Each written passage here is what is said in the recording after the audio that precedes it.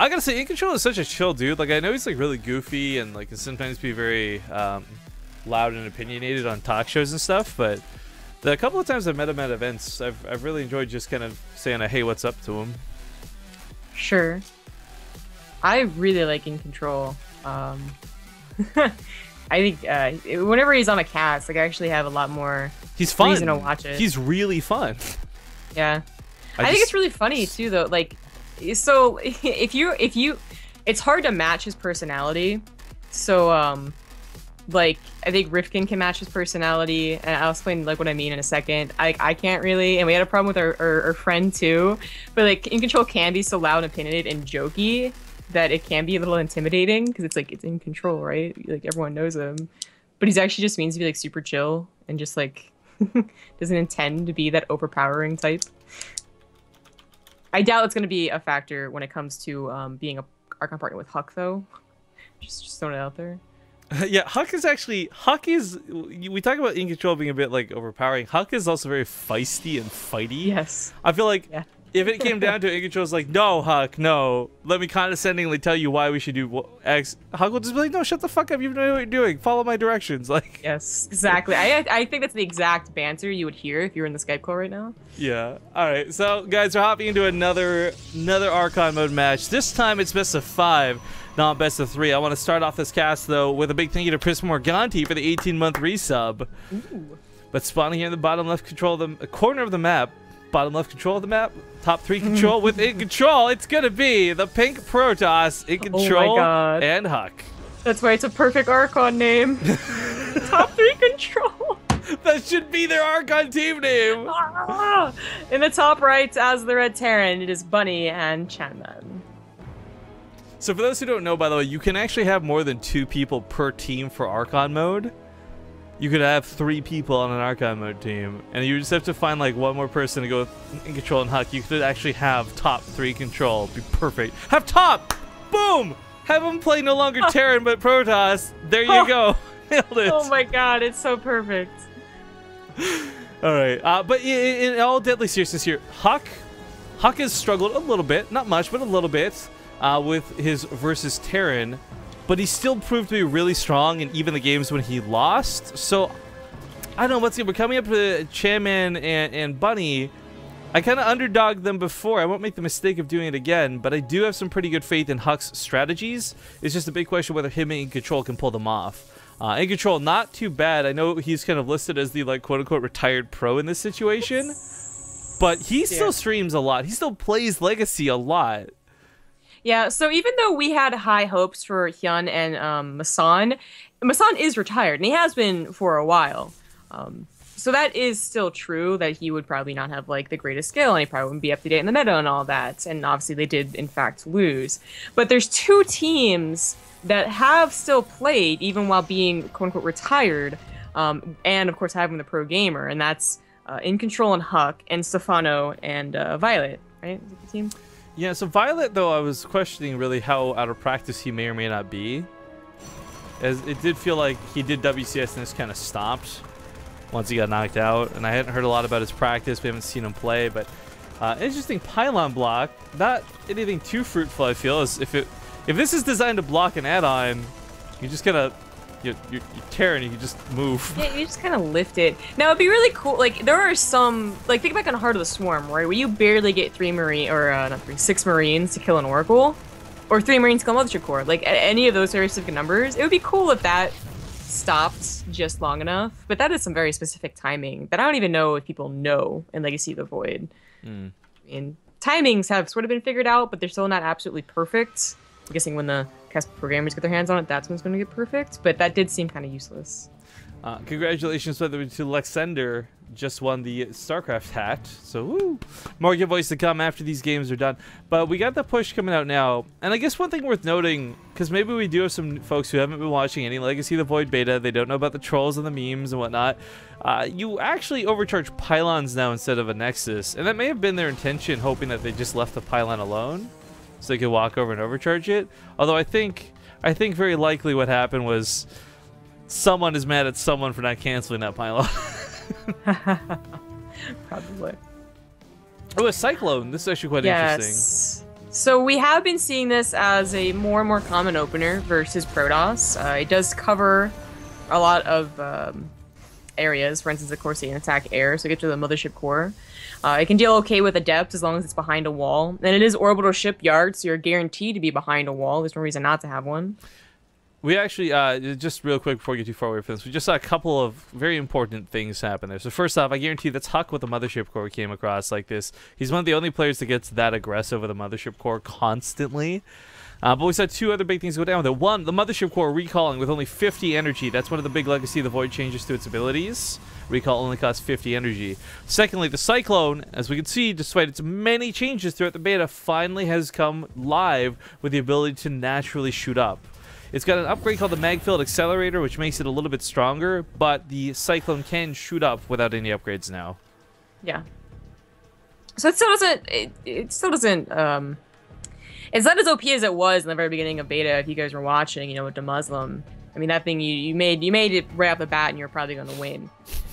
But it can get to that point still with that Mag-Filled Accelerator. It can be very powerful. Just not in this matchup. This is simply an opener. Yeah, and by the way, Nathanius, who I believe is casting with Rotterdam on the mainstream, I just realized snuck in a raffle ticket there. So kind of hanging out and chat a little bit, I guess.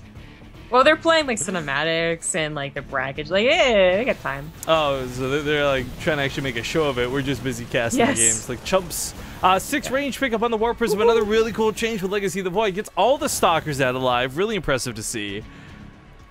Yeah, you didn't think it was really cool when you first heard about it last year's BlizzCon, but it did end up being a useful, not overpowered perk.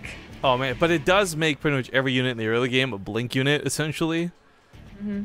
Yeah, it's annoying, but it's not broken. And as we see, of course, we mentioned it before the game started, Warp Prism, Robo, you still want to get it. The Warp Prism is just too good to not get. And there's really no way to, like, permanently get rid of it. I mean, you could try and build missile turrets early on, but honestly, that's a big sink of minerals that early on.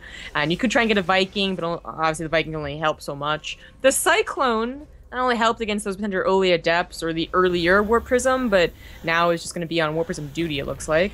Just stay there and not let it get into the natural. A little bit careful here.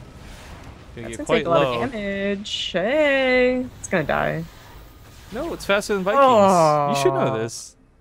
I know it was faster, but I thought he was gonna get the last shot in. Stupid stalkers. Alright, I got the load up, gonna push over here, just hop up that ledge instead of push through the front, but there's plenty of pylons coming down. Again, these are all lined up so they can try and overcharge a push coming through the front, not about defending from the backside, unfortunately, so it's gonna be just units for that endeavor. A couple of feedbacks potentially available, maybe an Archon, no storms even on the way for this. Yeah, so only for the feedbacks and then the Archon afterwards is not, it's not enough. This is an army without stim for another couple of seconds, by the way, and it's doing well enough. The Photon Overcharge would help, but again, they weren't anticipating the backside attack. They were totally ready for the front. It's just not enough units here. They're trying to overcharge, but the range of the pylons is quite short, and this third base does go down. Yeah. Sniping off the meta backs, though. Yeah, there's a big warp in. Protoss has gone from being that race that stays on 2 base and tries to hold up while getting a very powerful army to being more like Zerg and try. Oh no! That was a good Widow Mine. That was a great Widow Mine hit. Yeah, but to being that race that actually depends on having, you know, a bit of a quicker third and having like big production as it tries to warp in Adepts. Now this fusion core. Don't get excited. It's not for battlecruisers. It's probably going to be for those Liberator upgrades, and they are getting a second starport. Yes. So for those who don't know, the Liberator, one of its final changes before the beta ended was it did take a bit of a hit to its capabilities for range, but it gets all that range back with an upgrade that comes off of a tech lab on a starport and a fusion core. So those really long-range Liberators some of you may have seen in the early days of the beta, those are still possible, but they're now late-game tech and not something that comes pre-built in.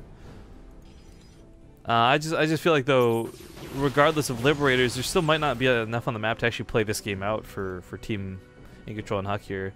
It's not feeling very good for them to actually stave off another bio push like what we saw before. Oh, no concussor shells. It's only just finishing now. There's the Liberator Advanced Ballistics, is apparently what it's called. Yeah. Oh yeah, did it end up being still called Defender Mode when it went live? I hope not. Yeah, I thought so. I didn't. Honestly, as much as we whine about it, there is really not a reason to change it. No, but it's just it's like the medevac afterburner change, right? The boosters just sounded cooler. I don't know. Oh. Then they make it ignite afterburner for no reason.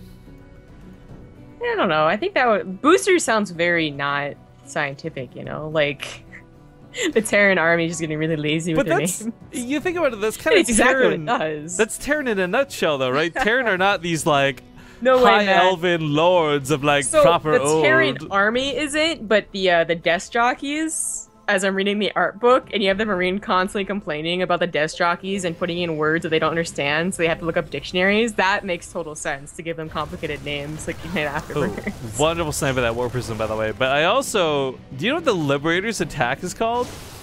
No. Lexington Rockets. Oh, I guess it was named after a gargoyle. Lexington the Fourth. No, dude, do you guys remember gargoyles? You had Lexington? Hell yeah. Well, the coolest. I just finished the Zerg part of the art book. The coolest thing was learning what their genetic strain came from. So like why they're like what they are. So it'd be like if they were named after like Lexington the Third. Anyways. Lots of Liberator coverage coming down. Gonna snipe off a lot. Unfortunately, okay. Yeah, you can't quite feed back a Liberator, sadly. Well, I thought he was gonna die because it was in the Liberator targeting circle, but it survived. They ain't got the storm off. What a surprise.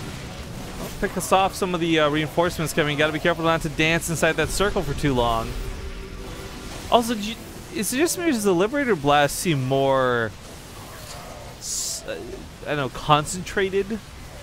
The actual attack animation? Look like the same old little snipe to me. You're the micro player though, so you have paid attention to that far more often than I have. So. Yeah, it reminds me a lot more of like the Wraith laser than like the laser it had before. But maybe I'm just crazy and that's fine. Overly saturated like crazy on this base. That means there's going to be a lot of probes able to go down as the bio push stims through. Adepts and Stalkers not quite able to fight this out despite those wonderful armor upgrades. And the Liberator's just adding a little too much to this fight. Storm's coming down the backside, but this army's already pre-split. They're going to back away just a little bit to draw the enemies into the range of those Liberators. But Incontrol and Huck starting to slowly push this back, but that army supply deficit, it's like down 80, 70 in supply. It's not looking good no matter how you paint this picture. Obviously not starting off great by having their third snipe. That was a very important third to have. As I mentioned, like it's not our production race. Almost as bad as Zerg, really. You have to have this big army of less powerful units. And they were, of course, trying to go for High Templars too instead of Disruptors. Not saying that one or the other would have been better, but it is different than what we've been seeing the last couple of PVTs. Well, either way, congratulations to